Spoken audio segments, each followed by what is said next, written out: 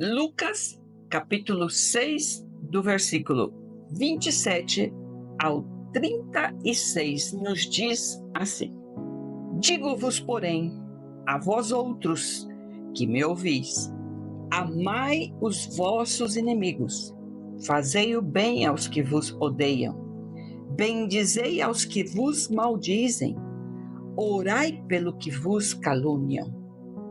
Ao que te bate numa face, oferece-lhe também a outra, e ao que tirar a tua capa, deixa-o levar também a túnica. Dá a todo o que te pede.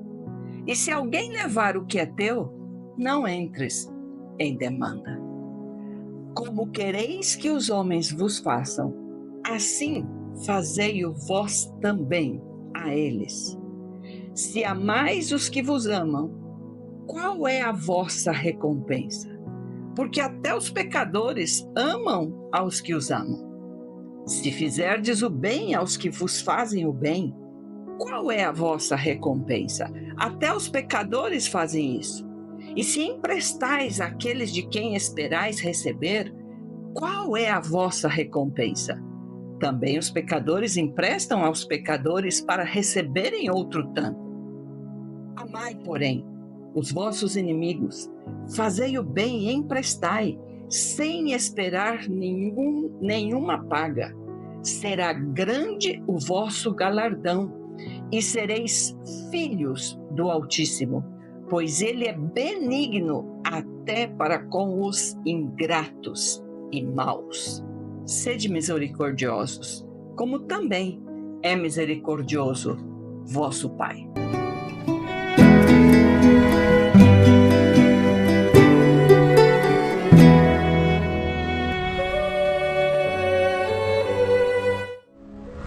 Graça e paz vos sejam multiplicadas no conhecimento de Deus e de Jesus, nosso Senhor. Hoje nós daremos sequência ao estudo que começamos no vídeo anterior sobre os discípulos que iam pelo caminho de Emaús, conversando entre eles sobre os feitos que havia acontecido em Jerusalém naqueles últimos dias e como eles estavam percebendo a Jesus neste momento.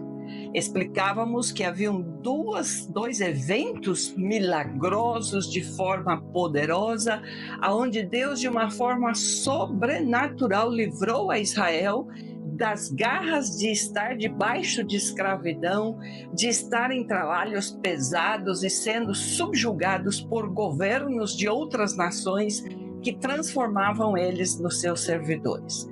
Falávamos que estava o fato de Moisés, no Egito, ter retirado o povo com uma promessa que Deus enviou de que com mão poderosa livraria eles de debaixo destas pesadas cargas que os egípcios estavam impondo sobre eles. E também havia a batalha dos Macabeus, que havia sido ganhada pelos sacerdotes e levitas, pessoas que se levantaram, e povo em geral comum, e que venceram a um exército sírio-grego com todos os seus equipamentos e toda a forma de serem preparados de um soldado que está pronto para a batalha, e eles ainda assim foram vitoriosos. A cidade de Emaús, explicamos, inclusive ela é mudada o seu nome depois para Nicópolis, o que significa cidade da vitória. Então nós temos dois eventos onde Deus, de uma forma sobrenatural, livrou o seu povo e colocou eles em liberdade, se transformou no Deus deles e eles eram o seu povo escolhido. E todos estes eventos, durante o tempo em que a humanidade seguiu e foi existindo e foram passando os séculos, foram colocando na mente de todo o israelita a certeza de que existia um Deus que podia fazer um milagre e livrá-los de forma sobrenatural daquela nação que pudesse vir com melhores condições bélicas, com melhores exércitos, com exércitos muito maiores, com muito poder econômico, para subjugá-los, mas eles tinham no coração uma esperança lá no fundo que eles poderiam receber uma vitória sobrenatural, como já havia acontecido em outras batalhas. E não era diferente o que passava na cabeça destes 2 discípulos quando iam de Jerusalém para Emaús. E eles conversavam sobre o fato de que sim, Jesus havia chegado com esta proposta da redenção de Israel. E explicávamos que a redenção significava exatamente isto, o que a pessoa resgataria eles de uma condição de escravidão e que eles estavam sem possibilidade de poder vencer este inimigo, e então Jesus viria e de uma forma, em sua mente, me imagino, grandiosa e com feitos grandes e milagres, iria libertá-los. E de repente eles se decepcionaram e encontram que aquele que era a esperança de serem novamente livrados havia sido crucificado. Nada difícil de acreditar que Cleófas levava em sua bagagem, nas coisas que ele estava levando, e o companheiro que estava com ele tivessem entre meio às suas coisas uma espada afiada. Se você encontra Pedro cortando a orelha de Malco quando vão prender a Jesus no Getsemane, é porque seguramente todos eles tinham esta expectativa no coração de que haveria um momento em que este líder agora se levantaria e diria: muito bem, vamos guerrear contra este império e vamos eliminar estes soldados. E como digo, nada difícil de que esses 2 discípulos estivessem também armados e prontos para entrar em guerra contra os romanos, para poderem livrar-se do jugo que César colocava sobre a vida deles e que era executado por Pilatos naquele momento em Jerusalém. Porém, Jesus chega e acontece outro episódio que cumpriria e daria finalmente o resgate final para o povo de Israel. Ainda que naquele momento, por mais que Jesus explicasse, tivesse feito, e hoje nós vamos entender o significado que houve no momento em que ele, durante a ceia com os seus discípulos, levanta o cálice e parte aquele pão, ressignificando aqueles elementos que haviam sido utilizados por Moisés de uma forma também simbólica. Jesus transformava algo que Moisés, no Êxodo, utilizou para representar o que realmente aconteceria através de Jesus. Aquele cordeiro que foi morto, aquele sangue que foi aspergido nas portas, aí nos umbrais das portas, nos batentes, para que este anjo da morte passasse por cima deles, agora seria o próprio sangue de Jesus. E aquele pão feito de farinha, água, como qualquer outro, que era comido sem fermento, como eles pediam, que deveria estar sem fermento, mas agora era o próprio corpo de Jesus que seria despedaçado, partido, moído por causa dos pecados de toda a humanidade. Então Jesus ressignificou todos estes elementos, porém não de uma forma simbólica, senão que ele mesmo se fez os elementos. Mas naquele momento eles não estavam entendendo. E isto é o que explicávamos neste vídeo anterior, que a visão que tinham de Jesus e do que Jesus iria fazer para resgatar eles deste governo que estava oprimindo as suas vidas, não era exatamente o que aconteceu. A pergunta: será que a morte de Jesus na cruz foi uma derrota ou foi uma vitória? Esta é a pergunta que nós vamos responder no dia de hoje. E vamos entender então o que Jesus veio fazer aqui. Porque se ele poderia utilizar anjos ou sinais da natureza, como aconteceu no Egito, ou poderia fazer com que pessoas simples da comunidade pudessem, com uma espada em mão, vencer a exércitos equipados e preparados? Por que o Filho de Deus, o único Filho de Deus, Deus mesmo, deveria se vestir de humanidade, transformar-se em um ser humano, caminhar no meio dos seres humanos nesta terra, passando frio, calor, fome, sede, sendo morto, sofrendo dores, sangrando e chegando a ter a morte física deste corpo humano que ele habitou? Por que necessitaria Jesus passar por isto para redimir? E agora, não somente a Israel, mas toda a humanidade e todos, que em verdade é toda a humanidade, porque já não está somente para a nação de Israel, senão que qualquer nacionalidade que qualquer pessoa possa ter é apto para poder acessar a esta vitória que Jesus conquistou na cruz. Porém, a forma de acessar isto, o requisito para acessar a esta vitória é crer neste sacrifício como a forma de vencer o inimigo. E isto é o que nós devemos entender neste contexto todo que Jesus explicávamos. Leíamos ao início o texto de Lucas, capítulo 6, quando ele fala uma situação que parece um pouco escandaloso, que eu possa amar a uma pessoa que me odeia, que eu possa entregar ainda mais do que já me estão usurpando, que eu possa inclusive aceitar e emprestar sabendo que não vou receber, que eu possa orar, pedir pelo bem de alguém que me está caluniando, falando mentiras, maltratando com as suas palavras. Esta forma de viver são os princípios do reino de Deus. Ser misericordioso, ter um amor sacrificial, é o amor que pensa mais no bem do outro que em si mesmo. É o amor que é capaz de abrir mão dos seus direitos para que o outro não seja lesado. É um amor que é capaz de humilhar-se mesmo sendo injustiçado.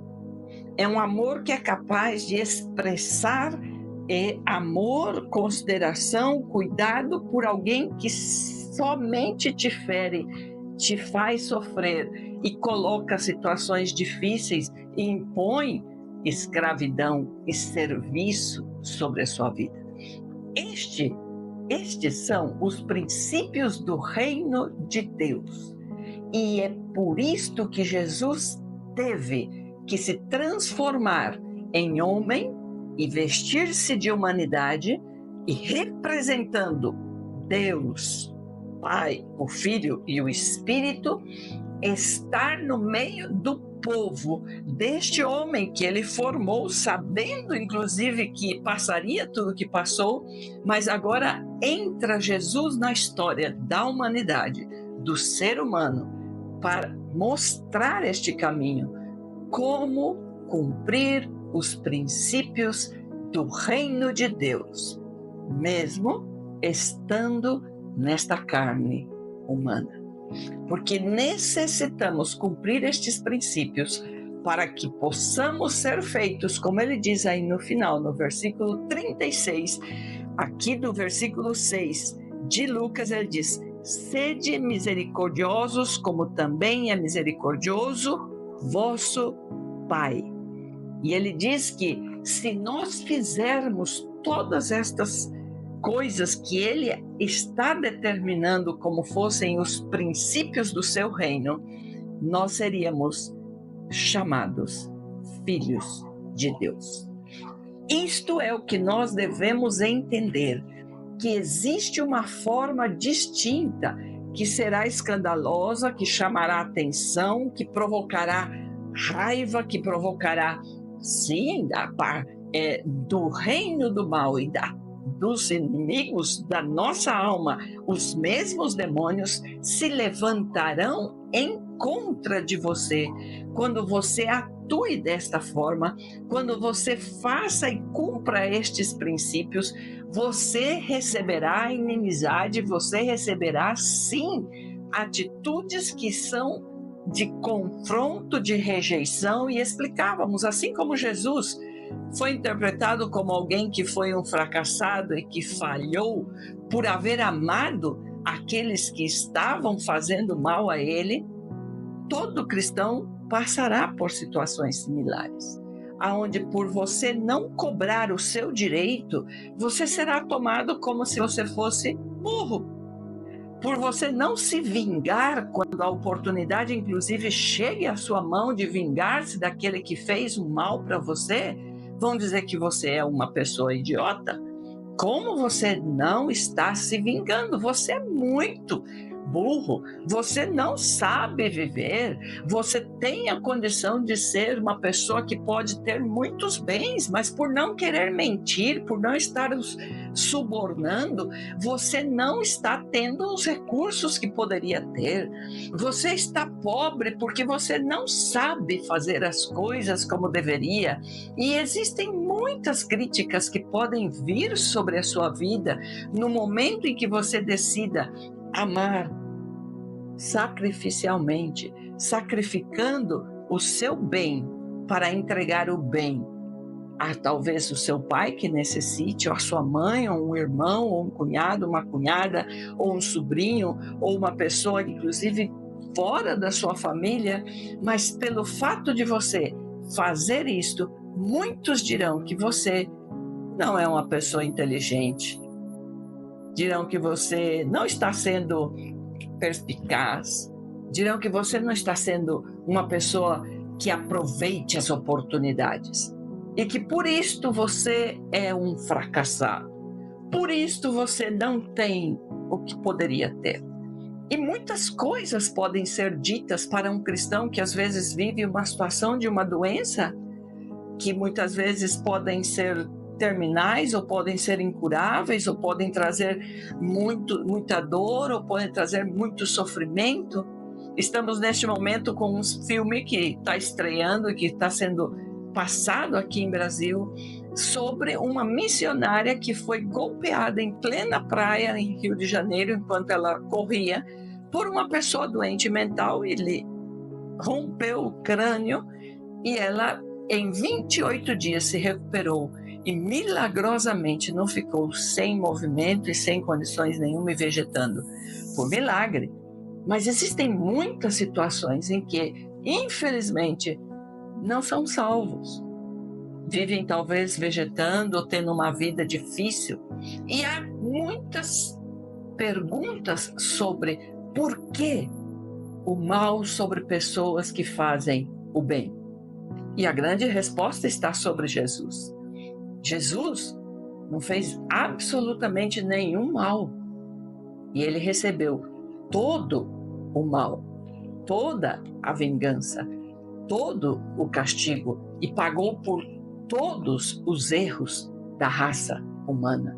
O nosso egoísmo, a nossa mentira, a nossa falsidade, a nossa imoralidade, a nossa falta de submissão e desobediência aos princípios que Deus estabeleceu para que a raça humana pudesse estar em vitória e em êxito, todos os nossos erros e desobediências, Jesus levou sobre si, pagou com o seu próprio corpo, com o seu próprio sangue. Ele não utilizou um cordeiro para, com isto, expiar o pecado. Ele foi o cordeiro. E isto é o que nós precisamos abrir os olhos neste dia. Porque se os nossos olhos não forem abertos, por mais que Jesus esteja caminhando ao nosso lado como está, ele disse: eu estarei convosco todos os dias. Ele sigue estando aqui na presença do Espírito Santo.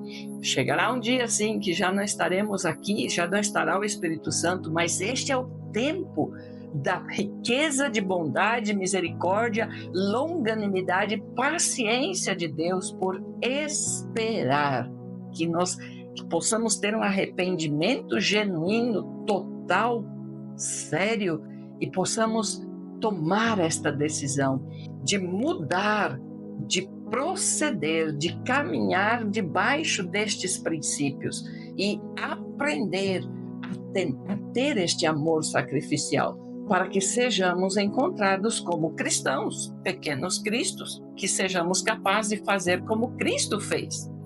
Isso é o que precisamos entender. Então, a morte de Jesus na cruz, para Jesus, foi o resgate de Israel, com certeza. Este foi o momento em que Jesus resgatou a Israel. E como é que nós podemos explicar isto? Muito fácil. O inimigo, neste momento, se nós falamos fisicamente, Roma, ele inclusive nem estava pondo atenção em Jesus. Os mesmos sacerdotes, os mesmos autoridades eclesiásticas, governamentais, o mesmo Israel, disseram que matassem a Jesus. Porém, eles sim executaram esta sentença por serem os que estavam dominando esse tempo a Judéia.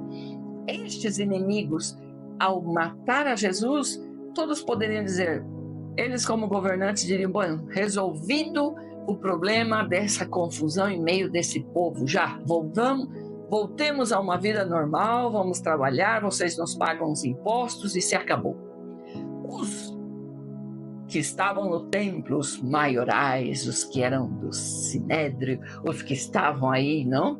Como os líderes religiosos que já estavam em pacto e fazendo alianças com os governos para poder não ser destituídos dos seus cargos e serem mantidos com o status que tinham como líderes religiosos daquela nação e recebendo também seus recursos, eles estavam agora já tranquilos dizendo, ok, esse homem que chegou aqui falando estes absurdos e colocando em risco a nossa posição eclesiástica e nossa autoridade sobre este povo, está morto, se acabou o problema.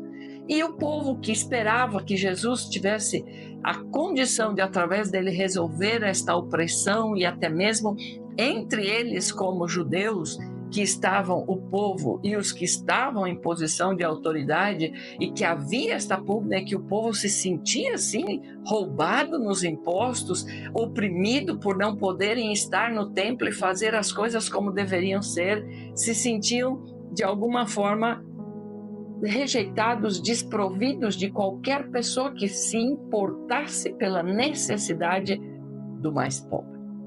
Estes agora estavam sem esperança. Morreu.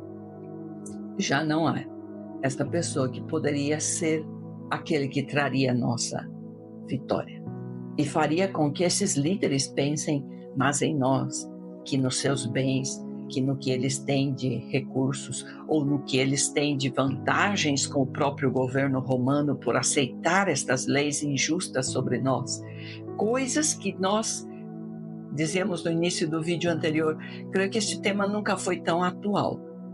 Vivemos um mundo onde a vingança, o ódio, o buscar o interesse próprio, o fazer alianças entre governos, nações, política, governo, até mesmo a parte das igrejas, a parte eclesiástica, tudo. Nós vemos, às vezes, infelizmente, jogos de interesses muito grandes que estão por cima do verdadeiro evangelho, do verdadeiro propósito para o qual Jesus veio, a cuidar e cobrir a necessidade do necessitado. E às vezes vemos, sim, viúvas, órfãos, estrangeiros, pessoas que estão sendo descuidadas pela igreja. Vemos que existem injustiças sociais que estão vigentes e vemos líderes religiosos que são cristãos e que estão em posição de autoridade, porém às vezes não cumprindo o seu papel e às vezes, infelizmente, até mesmo entrando em acordos que não vão em linha com os princípios da palavra. Situações que estão comuns nos dias de hoje. Escândalos nas igrejas, escândalos nos ministérios, coisas que se estão transformando em dia a dia, já nem dão importância para estas notícias como se isto fosse normal. Não é normal. Não foi por isto que Jesus morreu na cruz. Não foi por isto que Deus se vestiu de homem e esteve nesta terra. Não é normal que um líder religioso que ensina a palavra de Deus esteja em mentiras, engano, imundícias, imoralidades. Não é normal. Eu ouvia, e existem situações hoje que sim, são escandalosas, existem pessoas de forma aberta nas redes sociais falando sobre sua vida promíscua e contando experiências, e dizem isto como inclusive algo bom, algo que transformou estas pessoas em ricos, poderosas e que têm, status na sociedade, mesmo levando uma vida promíscua de prostituição, de lascívia. E quando você vai ouvir estas pessoas, entre outras coisas, comentando como pastores, líderes ou até mesmo cristãos que vão à igreja com a sua própria, estando com a Bíblia em mão, chegam a lugares de imoralidade e praticam adultério, fornicação, lesbianismo, homossexualismo, como se isto fosse parte da sua debilidade. E depois eles voltam à igreja ou vão a orar e pedir a que Deus, por favor, perdoe, porque eles são, a carne é fraca. Porém, a Bíblia diz que o Espírito é forte. E isto é o que Deus quer que entendamos neste dia. Esta é a mensagem que ele trouxe para os discípulos. Ele disse: eu necessito que vocês amem aos seus inimigos, que vocês deem àqueles que pedem, que vocês emprestem àqueles que nunca vão devolver, e que vocês aceitem que deem em um rosto, em um lado, e você entregue ao outro lado, que quando falem mal e mintam, que vocês orem por eles. E aqui eu quero que entendamos uma coisa: quem é o inimigo? Normalmente, quando pensamos em inimigo, nós pensamos em alguém externo. Porém, se você analisa todo o contexto do que aconteceu, Jesus veio para arrebatar da mão do diabo algo que ele havia roubado do homem lá no Éden. A autoridade que o homem recebeu de Deus para submeter as coisas que estão criadas por ele à sua autoridade.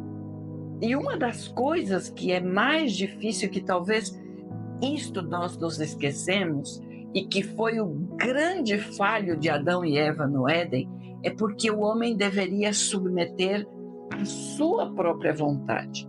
Quando Deus deixa o homem livre no Éden e diz a ele que ele não deveria comer apenas de uma árvore, Deus estava deixando aí uma semente para que ele entendesse que ele deveria ser o primeiro a estar submisso a uma autoridade, para que ele pudesse exercer a autoridade e ter submisso a ele todo o demais. Porém, quando ele falhou em se submeter à autoridade de Deus, por consequência, toda a humanidade falha em se submeter à autoridade dele, porque agora ele perdeu a autoridade, porque a autoridade que ele tinha não era na sua própria força e nem pelo seu nome, senão pela força e o nome do Criador, do seu Criador, de Deus, que é o soberano, o único Deus, o único que tem poder para dizer de que forma tem que ser feitas as coisas. Porque se não fizer do jeito que ele mandar, não vai funcionar, simplesmente assim. E isto é o grande conflito de toda a humanidade. No momento em que deixa de estar submisso a esta autoridade, que é a única válida, porque ele é o que criou todas as coisas, passamos a estar sem direção. E ao estarmos sem direção, acabamos fazendo tudo que podemos pensar que podemos fazer e terminamos sem saber no final o que vai resultar no que nós estamos fazendo. e terminamos perdidos, sem direção e levando a muitos a estarem sem direção quando estão debaixo do nosso comando.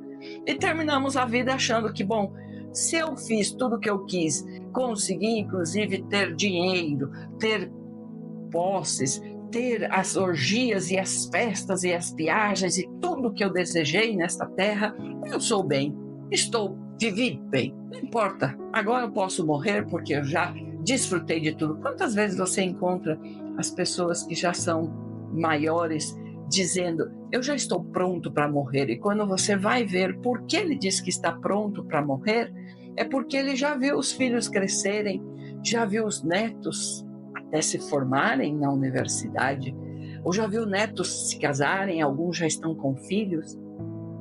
Será que isto é estar pronto para morrer? O problema é que depois que eu deixe de estar neste corpo, o meu espírito, que sou eu, seguirá existindo. E do outro lado deste portal que nós vamos passar, existe um reino. Na verdade, existem 2 reinos. E o reino de Deus, eles têm princípios, e estes princípios devem ser, desde agora, o que regem as nossas vidas.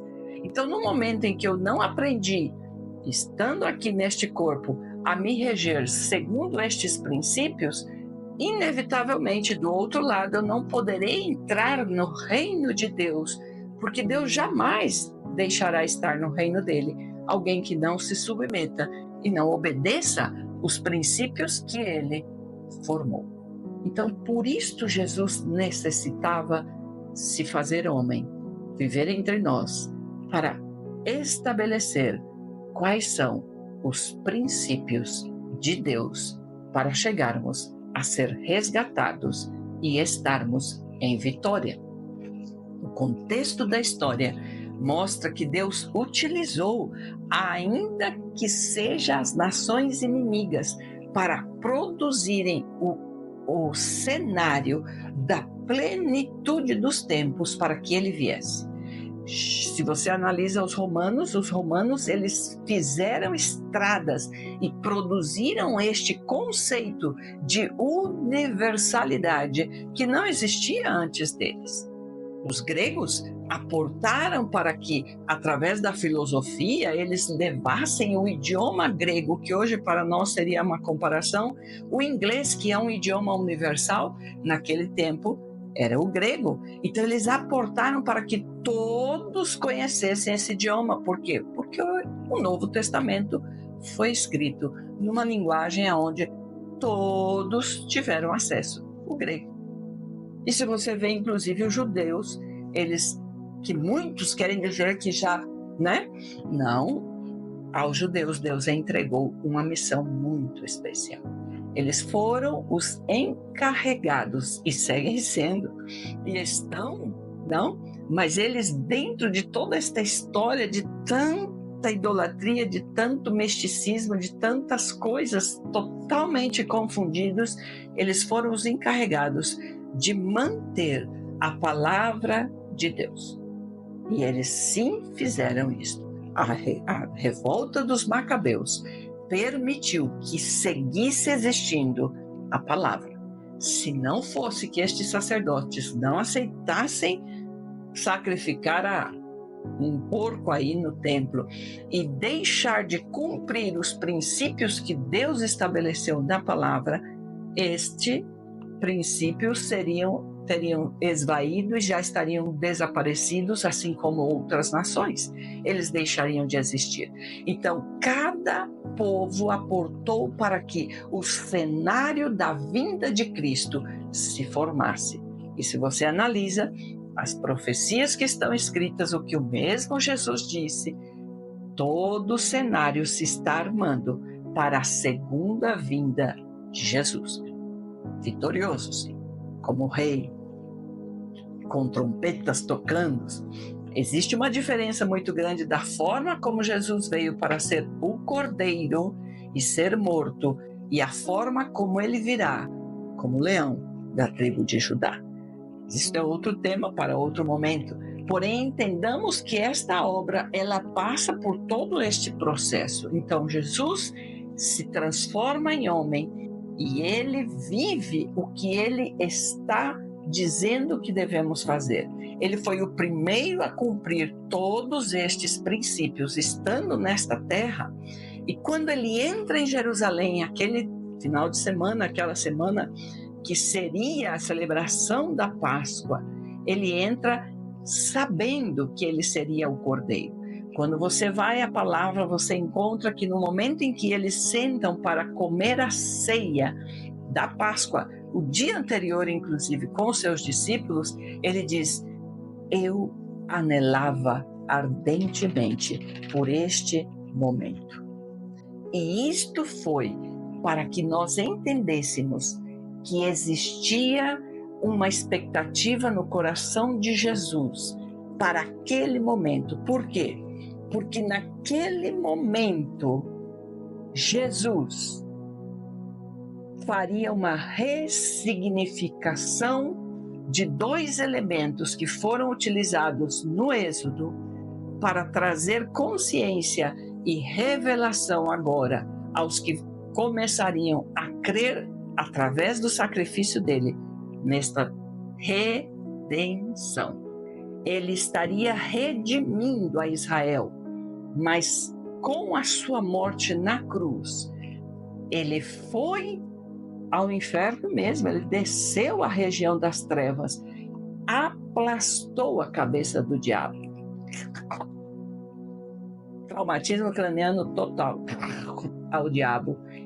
Tomou das suas mãos este cetro de autoridade que Adão e Eva haviam entregue a ele lá no Éden, e a coroa de vida, porque perderam a vida e estavam agora debaixo da sentença de morte. Então Jesus resgata tudo isto e volta à vida, vitorioso.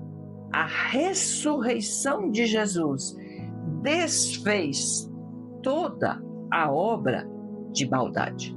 E isto explicávamos. Quem é o inimigo? Quem é o mal? O mal é algo que está rondando, que habita neste meio ambiente por causa desta legalidade que o homem abriu no Éden. Este mal, ele está, infelizmente, dentro de cada um de nós através da natureza humana que levamos pelo nascimento debaixo desta maldição. Porém, é isto que eu necessito vencer. Vencer o mal que está dentro de mim. Porque nós, na nossa natureza humana, jamais desejaremos amar ao nosso inimigo. Na nossa natureza humana, jamais desejaremos emprestar aquele que não nos vai devolver. Na nossa natureza humana, jamais perdoaremos aqueles que estão levantando falso testemunho, mentindo, caluniando nós. E isto é o que eu preciso vencer. Jesus estava mostrando isto quando naquela noite Pedro cortava a orelha deste homem para defender a Jesus. Jesus cura a orelha dele e diz: Pedro, se eu quisesse, eu pediria e viriam muitos anjos para defendê-lo. Porém, ele estava vencendo a sua própria carne. Ele passou 3 horas em oração com o Pai e diz a Bíblia que ele suou sangue para vencer ele mesmo como humano, de não utilizar os poderes que ele tinha. Observe, se Jesus podia fazer o mar se acalmar, de seguro ele poderia fazer o mar ficar bravo e aí inundar toda a Judeia. Se Jesus era capaz de ressuscitar mortos, ele poderia matar somente com uma palavra. Se Jesus era capaz de sarar, ele podia produzir doenças em todos os que estavam desejando o mal. Jesus tinha o poder para fazer estas obras e livrar a ele mesmo do que ele ia ter que passar.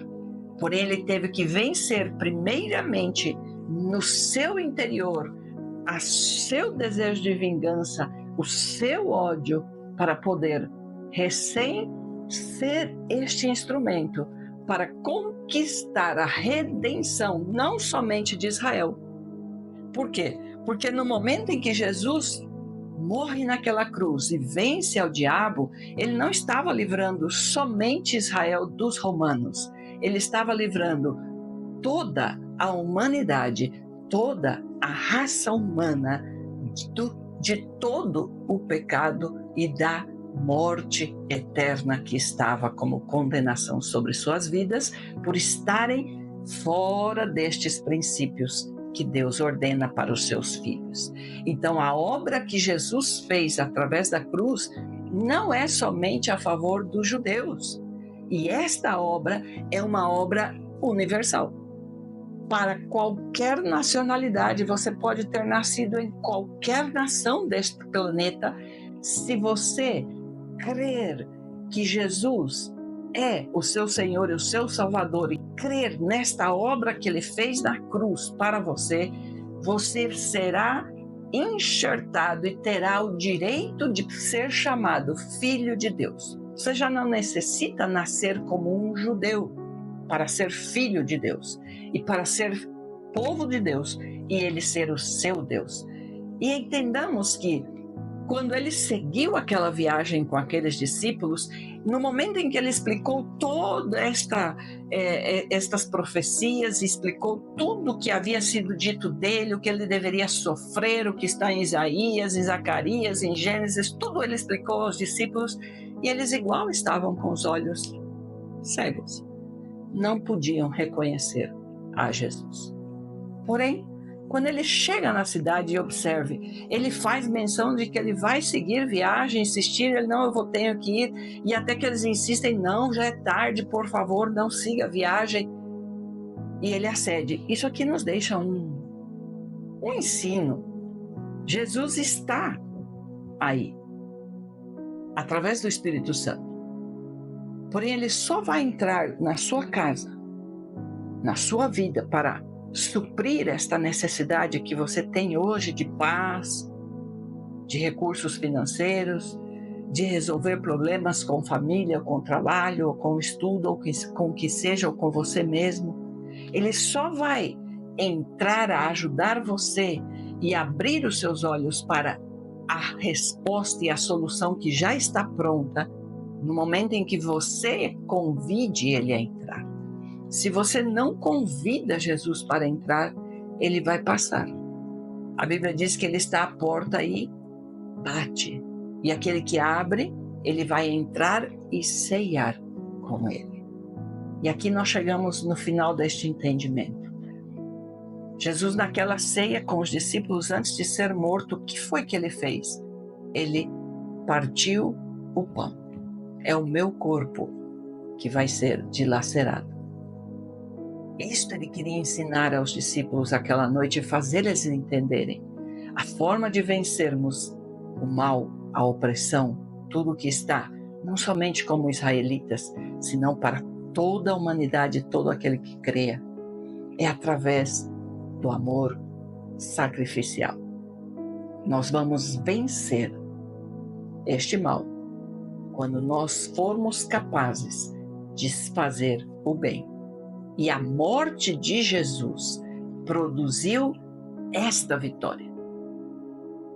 Porém, quando chega aquele momento em que ele aceita entrar na casa com eles, naquele lugar, não sei se na casa de Cleófas, onde eles chegaram, mas diz que eles entram e se sentam à mesa, e ele era o convidado, mas ele toma a iniciativa e pega o pão, agradece, o parte, e quando ele faz isto, os olhos deles se abrem e eles reconhecem que o que estava aí com eles era o próprio Jesus. E Jesus desapareceu. Isto é uma mensagem muito poderosa. Você pode estar indo na igreja. Você pode estar como líder de célula, como pastor principal da sua igreja, talvez seja um bispo, seja até um profeta, um apóstolo, mas se nós não aprendermos a reconhecer a Jesus, por mais que ele esteja do nosso lado, nós poderemos estar caminhando nas nossas forças e vivendo coisas que às vezes não são exatamente o que ele quer que nós expressemos e que podem estar, através disso, produzindo tudo que nós acabamos de dizer. A condição de que pessoas que congreguem na igreja, que estejam conhecedoras até da palavra, que sim, saibam até de memória versículos, salmos e muitas coisas, ainda assim, sigam em uma vida de pecado e estão escravos do seu mal que está dentro de si. Então, o convite que nós fazemos no dia de hoje é que você decida confrontar esta atitude interior sua que está contrária a estes ensinos dos princípios do reino de Deus. Nunca mais ir a uma igreja e participar da ceia memorial do Senhor, tomando o pão e o vinho, poderá significar a mesma coisa para você. Este momento do pão e do vinho é um símbolo, não é que se transforme no corpo de Cristo, no seu sangue, não. Este momento é um momento que Deus lhe permite para que você seja alguém que se humilhe e confronte o seu erro, o seu pecado, o seu mal e coloque isto diante de Deus e ao tomar aqueles elementos você faça essa troca, entregando a Ele este mal e participando agora da santidade de Jesus e saia daí com a decisão, acompanhado pelo poder do Espírito, para deixar aquela atitude e passar a viver em linha e conforme os princípios que Ele mandou. Isto é o significado de comer o pão e beber o vinho. Por isto tão importante para Jesus que aqueles discípulos entendessem naquela noite o que significaria a partir daí para eles fazer aquela celebração.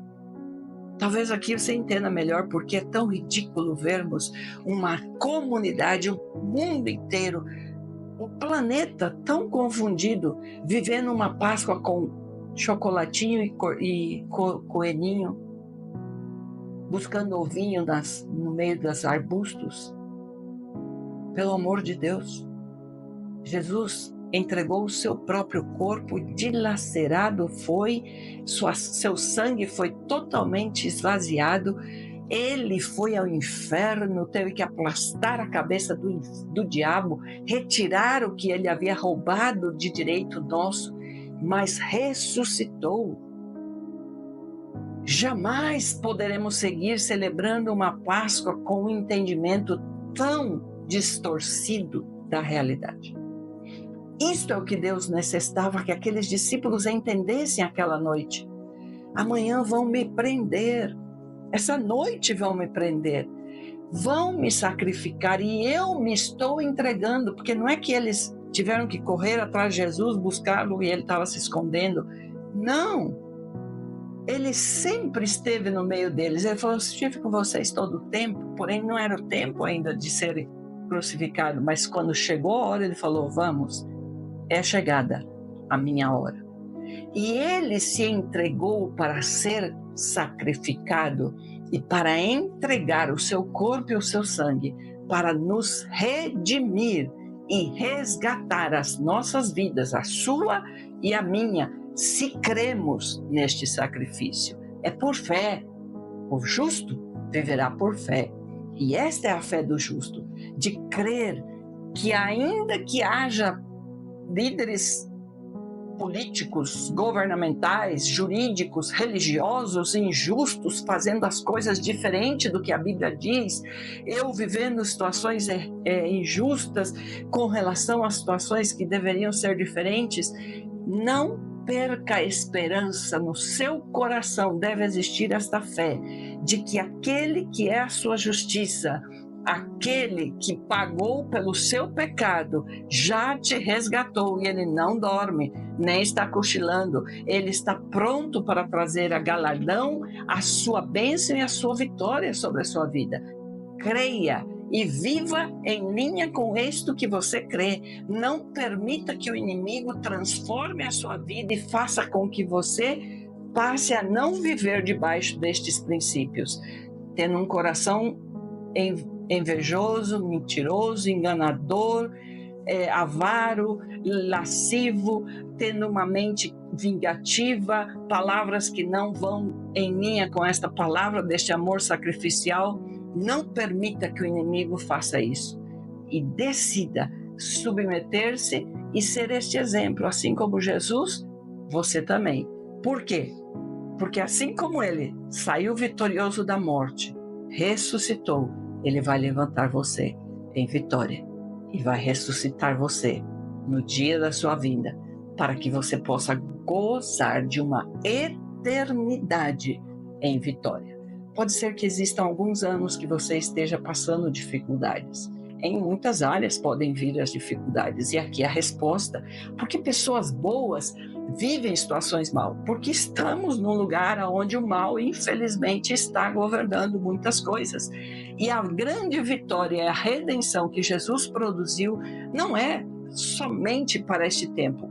Para este tempo é quando eu mesma posso ser vencida, vencer este mal que quer fazer com que eu viva diferente do que Deus quer e passar a viver, ainda que em situações difíceis, esta esperança, esta certeza, esta confiança. E isto fará com que outros entendam que aquele caminho é totalmente diferente deste. Este é o grande diferencial. E sim, é impossível que uma pessoa que viva os princípios de Deus possa estar em amizade com as coisas que este mundo está pregando como direito para cada um. Porém, chegará o dia do juízo, do julgamento, onde Deus, com verdade e com justiça, entregará a cada um segundo a sua atitude.